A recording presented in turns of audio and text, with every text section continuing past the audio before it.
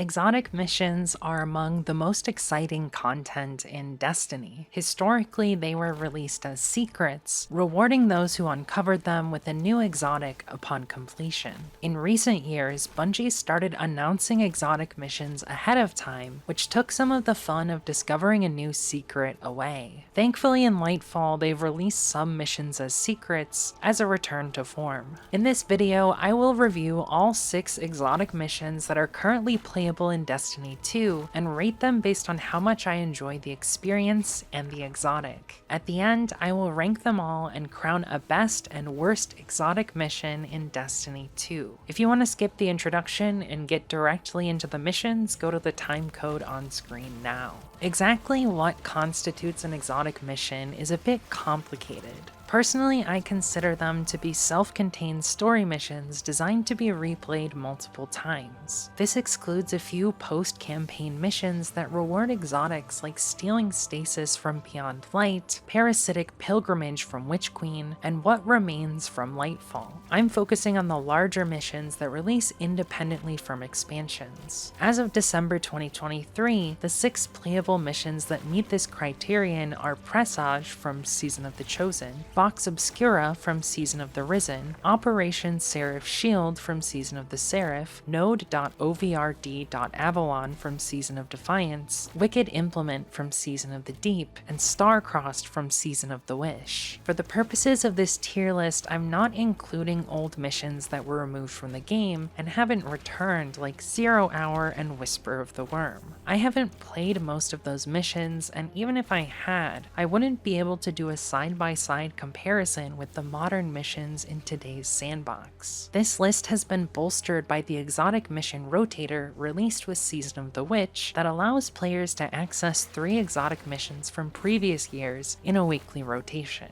Unfortunately, these returning missions have a lot of their secrets and lore disabled, so you can't get the full experience. Each exotic was reissued as a craftable weapon, and the Rotator became a source of craftable exotic weapons from Sunset Seasons. This helps players who didn't finish all of their patterns before the seasons were removed, or new players who never played that content.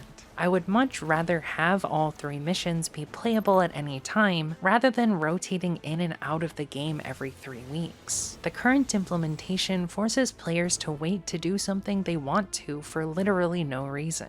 Bungie easily could just make all 3 missions playable from the node at any time, and merely rotate which mission rewards the weekly pinnacle. Bungie has announced plans to put missions from Lightfall into the Rotator with the release of the final shape, and add additional Sunset missions in the future. As the pool of missions increases, the more frustrating the rotation system will become. We already have this problem with the current raid and dungeon rotators, which force players to wait months to play specific master content. That also deserves an overhaul. In addition, the way red borders are given to the player is ridiculous. Players are only guaranteed 2 red border drops per week, one from a normal completion and one from a legend completion. After that, you merely have a chance at a red border legendary weapon each clear. Most craftable weapons require 5 red borders to get the full pattern. I counted the total red border drops a new player would need from each mission to craft all the seasonal weapons. For Vox Obscura, you need 24 red border drops for Season of the Risen weapons. For Presage and Operation Seraph Shield, you need 45 drops each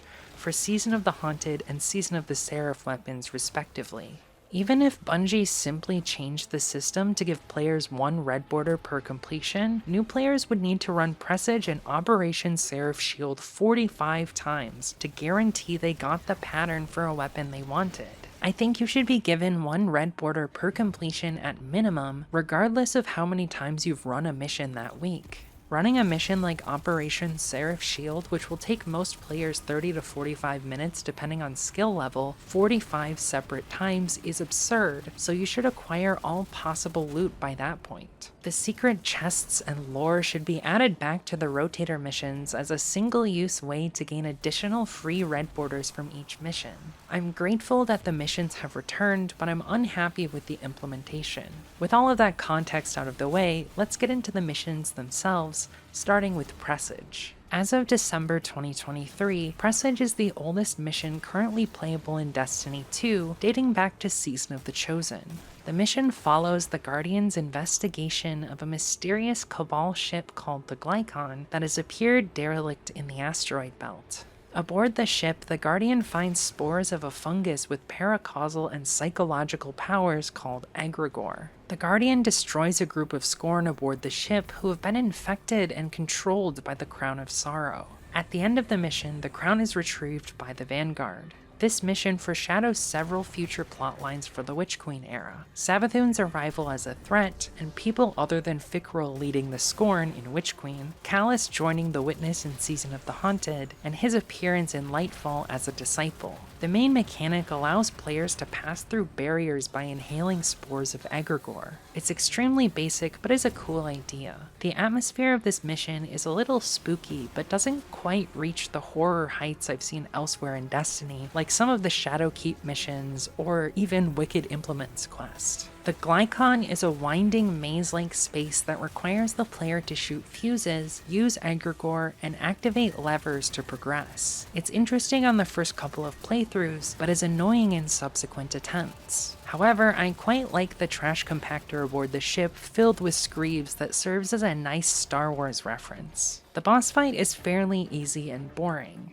I do kinda like the idea of flushing coolant into an overheating part of a spaceship though. It's a cool idea. The exotic, Dead Man's Tail, is a bolt-action scout rifle that's exotic perk basically gives you bonus range and target acquisition for each crit you hit in a row. It's not great in PvE, but I've heard DMT is extremely good in PvP. I'm not much of a PvP player though, so I barely use the weapon. I do really like the visual look of the gun, and it's satisfying to use even if it's not the best in PvE. The vibes are impeccable. Presage is the kind of mission that's cool the first time you play it, but doesn't feel like it has enough content to be replayable over and over, especially not the number of times you need to replay it to get all the red borders, or to get all of the craftable traits for DMT. For that reason, I'm ranking it in the B tier. Vox Obscura follows the Guardian attacking a rogue Scion on Mars. It makes substantial use of Interceptor and Drake tanks in the opening section. Vehicle combat is an interesting change of pace from normal PvE content, but I vastly prefer interceptors to tanks. It's kind of funny that the best strategy to defeat the Cabal tanks is literally to ram each corner with an interceptor at full speed, which usually will one-hit or two-hit kill them. It makes me nostalgic for driving bumper cars at an amusement park as a kid. The mission is timed. You have 8 minutes to clear the vehicle section and 15 minutes to clear the bunker section. Both timers are extremely generous. When farming for red borders, I clear each section in less than half the allotted time, and that's playing solo.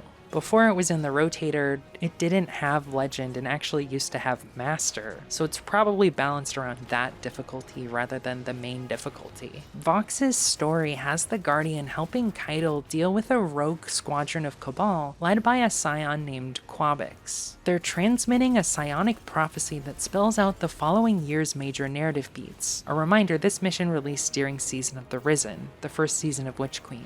A city besieged probably is referencing Lightfall. The ship stealer revived probably refers to Aramis being unfrozen in Season of Plunder. The Leviathan reborn probably refers to the derelict Leviathan returning in Season of the Haunted. And finally, the Traveler infected by darkness refers to the Witness using the veil to enter the Traveler at the end of Lightfall. I love prophecies like this because they're a great source of foreshadowing. The rest of the story is fairly standard stuff for Keitel, fighting Cabal insurgents that disagree with her command and are loyal to her father, Callus. Other than the prophecy, the story doesn't stand out much. The exotic, Dead Messenger, is a waveframe grenade launcher that fires 3 waves in a triangle pattern. Waveframes are the single best weapon archetype for ad clear, and in the right scenario, Dead Messenger can be an ad clear monster. However, an Envious Assassin chain reaction for Barents is usually better, which makes Dead Messenger feel kind of weak in comparison. It also has the ability to swap elemental affinity between the 3 light classes, which is very useful. Each element gives the weapon a different set of stats. Solar is reload speed and airborne effectiveness, Arc is handling and range, and Void is aim assist and stability. Solar usually feels the best to me, mostly because of the reload speed buff, as Dead Messenger feels very sluggish without standard reload perks. Ultimately, this exotic feels like the waveframe equivalent of the jack-of-all-trades master of none. It's very versatile, but fails to outclass legendary options in any particular scenario. Vox Obscura is a cool mission that's extremely fast and farmable, but is ultimately somewhat lackluster in my eyes. I'm gonna put it in the B tier. Operation Seraph Shield follows the Guardian's investigation into an orbital weapons platform built by Clovis Bray above Earth. House Salvation has infiltrated the platform and plans to use it to take control of Rasputin and destroy the last city. This mission was woven into the narrative of Season of the Seraph very naturally. It benefits a lot from Season of the Seraph having a particularly strong seasonal story leading into Lightfall. The orbital platform is of the same design as the failsafe above the Deepstone Crypt, which is a narrative excuse to reuse assets and mechanics from the raid. I don't mind this, even though it has some weird lore implications. It probably helps that I love DSC. Operation Seraph Shield serves as a fantastic primer for new players who haven't yet completed the Deepstone Crypt raid. Now, whenever I'm in a DSC Sherpa run, I ask if they've played Seraph Shield. If they have, it makes teaching the raid a lot easier. The mission slowly introduces the scanner, then the operator, and finally suppressor augments, providing situations that make learning how each works very intuitive. It's quality level design. I also love the aesthetics of the orbital platform, as it gives a fantastic excuse for another beautiful space platforming section. Unfortunately, it doesn't have the great monologue from Clovis Bray or Deepstone Lullaby, but reusing those probably would have been a step too far anyways. When I play DSC with friends, I always like to joke that I can't believe they made Operation Seraph Shield into a raid. The only thing I dislike about the mission itself is the false surrender part of the story. The player is forced to transmat their weapons away and surrender to House Salvation in order to get closer to the bridge. Once you've been captured, you transmat your weapons back into your prison cell and kill your captors who are caught off guard.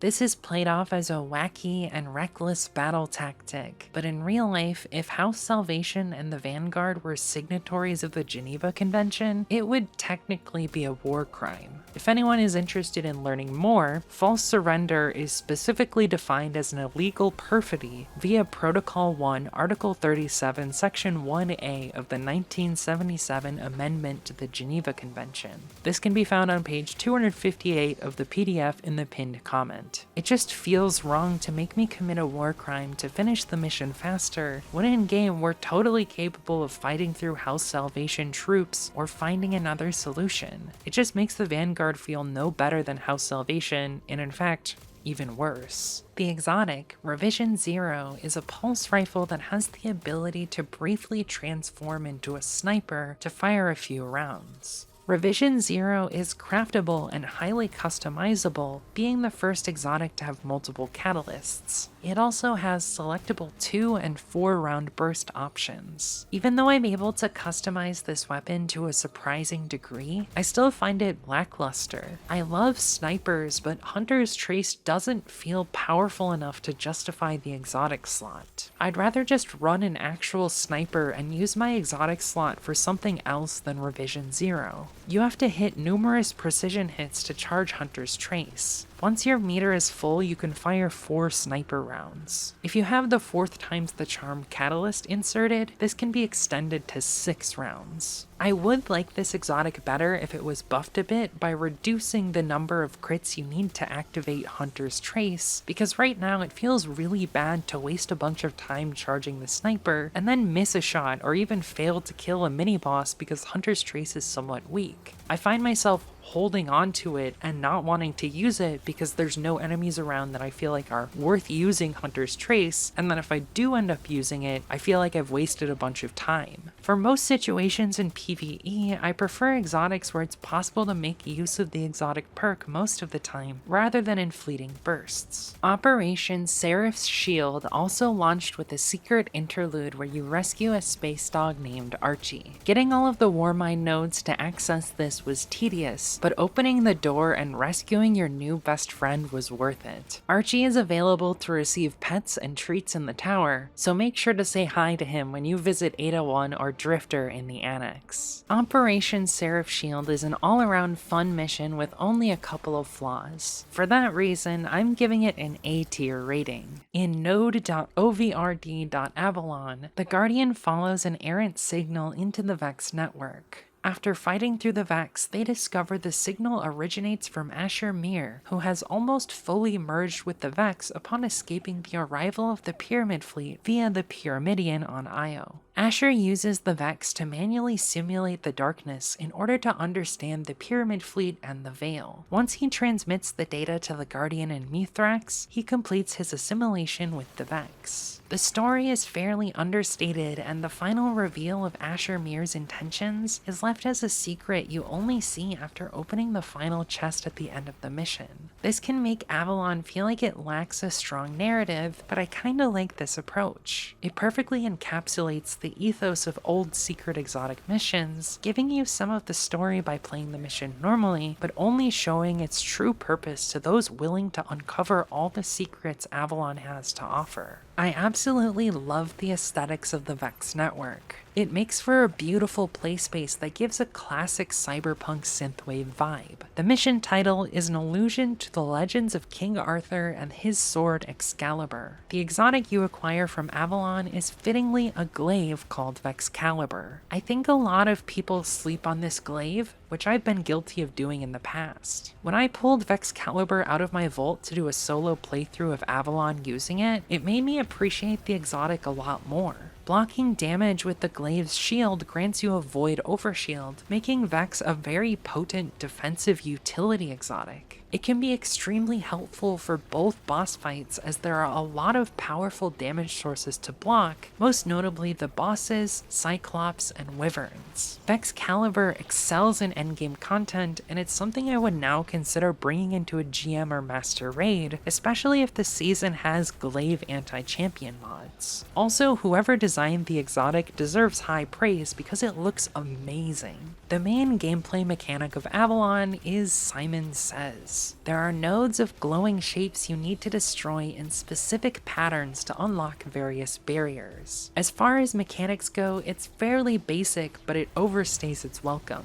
It's tedious to enter 5-symbol combos multiple times in a row when you have to constantly wait for the shapes to cycle. The Data Nullifier boss fight reuses the standard Gambit moat banking mechanic to open a shielded chamber in the floor, which allows you to avoid the wipe mechanic.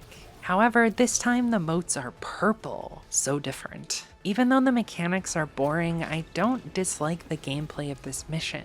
It does make me wish that there were checkpoints for exotic missions though, given that it borders on dungeon length. I also want to comment on Brachion. The boss is a reprisal of the Sunset Pyramidion strike, which makes a lot of sense given that the mission is about Asher Mir. However, I would have preferred a new boss and the return of the strike from the vault over reusing Brachion. Avalon was the first exotic mission in a while that was released as a secret and not announced ahead of time. It helped the mission feel like a return to the roots of the classic secret mission concept, which I liked a lot of the time. The EDZ puzzle leading into the mission is cool, but I'm glad they just allowed you to boot it up via a node on the EDZ map once you've completed it for the first time. It's the perfect balance of secret puzzle vibes with quality of life. I also love the variety of secret chest puzzles this mission has to offer as a major source of Season of Defiance weapons. This isn't as important now that the season is over and I have all the weapons I wanted from it, but I appreciated it a lot at the time. Overall, Avalon is a solid mission that I enjoy quite a lot, so I'm giving it an A tier rating. I'm not even sure what to call the next mission. That comes from it not having a node of its own on the map, and instead being a secret modular activity within Deep Dives. I usually refer to it as Wicked Implement after the exotic you acquire from it. This mission was also released as a secret within a seasonal activity, which is something I've never seen before and thought was pretty cool. Deep Dives in general is one of my favorite seasonal activities. To access Wicked Implement, players need to catch all 3 exotic fish wish, and place them into the helm, which gives the player 3 broken blades. These blades can be deposited on 3 thrall statues in deep dives. Once all 3 have been activated, a door will open after you complete the second floor. All players must enter the door and activate a final thrall statue to ready up and enter the mission. It's cool that the mission is hidden away within deep dives, but I don't like that you don't have the option to replay the mission as its own node independent from deep dives once you've found it for the first time. Playing through the first 2 floors of deep dives and activating all of the thrall statues is kinda tedious and usually longer than the actual mission itself. It's cool that you can bring 3 of the random buffs you get from Asa in deep dives into the mission, but I don't think it's worth the time sink. I also find this design choice very frustrating due to the way the mission is set up. Wicked Implement has a 10-minute timer that starts once you get through the extended entrance section. Once the timer hits 0, you'll be returned to orbit. Having to waste 15 plus minutes to get back to the beginning of the mission is annoying if you keep wiping to time, which most players will, as 10 minutes is fairly tight for the 2 boss fights you have to complete. I like that the timer pushes you hard to optimize your DPS and timing in the second boss fight, which is brutal without a good team. The core mechanic of the mission is killing a set of 3 taken Minotaurs to get stacks of a buff called Deathly Sharp. Each stack allows you to do progressively more damage to the bosses. 3 stacks is the max, which allows full damage. This is essentially the same mechanic as both Shattered Throne boss fights, which makes sense because both are about the Taken. The Tormentor boss fight takes place in a giant maze, making it difficult to find all 3 Minotaurs. The final boss, Omen Blade of the Black Terrace, is terrifying because it can sneak up on you in the maze and instantly suppress you out of all abilities. There's nothing scarier than rounding a dark corner looking for a Minotaur and coming face to face with a giant Tormentor. Also, I appreciate the reference to Greek mythology with mazes and Minotaurs. Most of the difficulty of completing the mission in under 10 minutes comes from Omen's high health pool and tendency to run away from players into the maze, wasting time during the limited damage window. Successfully clearing the mission requires splitting up in the maze to quickly find the Minotaurs, convening on the boss once damage starts, dumping as much as you can into the boss, then finding the next set of Minotaurs and repeating. Omen is quite difficult for most players to one phase, so you need to be prepared for high total damage rather than burst damage.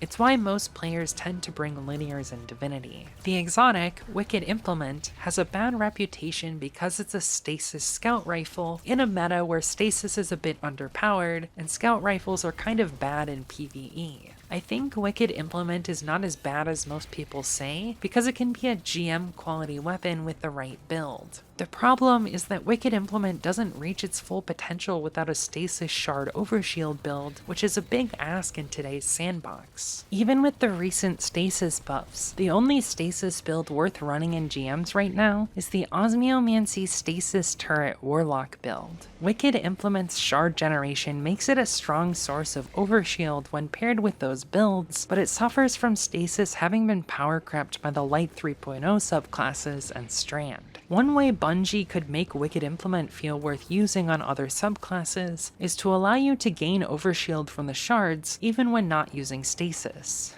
If Vex Caliber can generate Void Overshield on any subclass, I think Wicked Implement should be able to do the same with Stasis Overshields. I love the actual mission itself, but there's so much tedium surrounding it, which makes it hard to fully enjoy it. Needing to catch all 3 exotic fish ahead of time was annoying.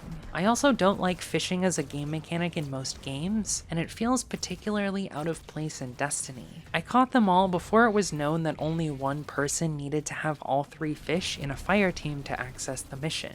Placing the mission in deep dives can also create the annoying situation where match-made deep dives have 3 different possible player goals. One player might want to do all the pressure trials for tier 7 rewards. A second player might want to complete the exotic mission and get frustrated when no one else wants to do it. Finally, the third person might just want to complete the deep dive as fast as possible to complete bounties. All 3 players will have different goals, leading to everyone having a bad time. Fireteam Finder has mitigated this problem somewhat, but you shouldn't need to LFG to do a seasonal activity normally. Also, because the exotic mission is part of deep dives, the negative modifiers in deep dives are also active during the mission. This is a big mistake given how hard the mission is to begin with.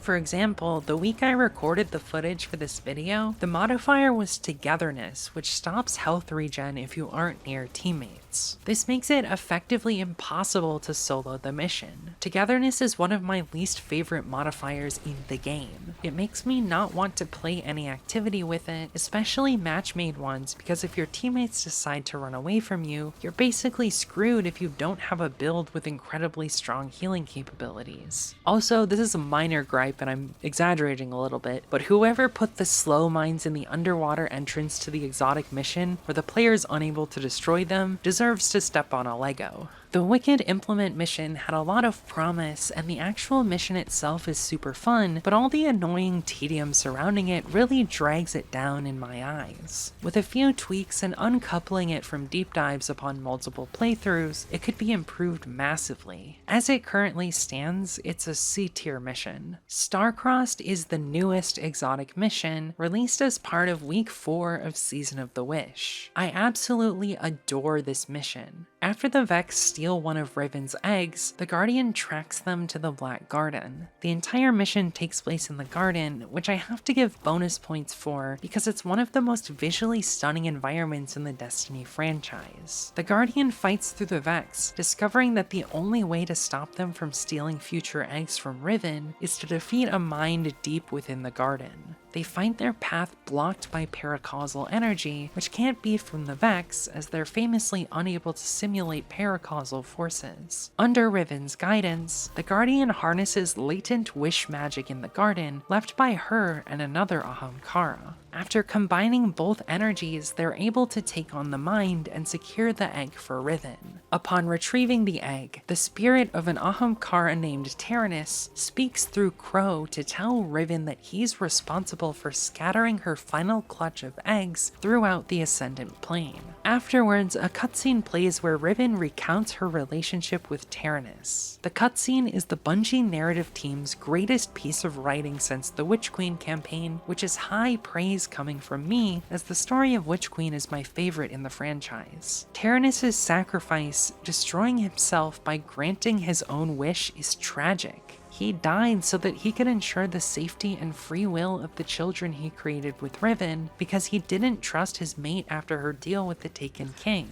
Tyrannus caused the eggs to be scattered across the Ascendant Plane until someone could keep his children safe and ensure his wish would come true. Riven is touched by Tyrannus' wish, but finds his choice foolish and idealistic because she does not fully understand his altruistic nature. The concept of an empathetic and kind Ahamkara refusing to use his wish magic to manipulate those who bargain with him is very wholesome. I was utterly shocked by how effective the Starcrossed cutscene is at transforming Riven from a manipulative villain into a tragic figure whose self-interest cost her everything. Her love, her children, and the life of her mate were all taken from her as a consequence of her bargain with the Taken King. From Riven's perspective, it was necessary to corrupt the Dreaming City because Mara allowed the Vanguard to hunt the Ahamkara to extinction and took her freedom to keep her as an ace up her sleeve. Taking a character who pretty much everyone agrees is evil and twisting her into a complicated, somewhat sympathetic figure is a masterstroke. Starcrossed has by far the best story of any exotic mission I've played. I love how the mechanics mirror the narrative. The player uses 2 buffs that each represent the wish magic of Riven and Tyrannus respectively to access progressively deeper parts of Tyrannus' lair in the garden. You use Riven's magic to see which symbols are required to open the locks of each doorway. Then you must kill the mini-bosses that guard the corresponding symbols in order to open the lock.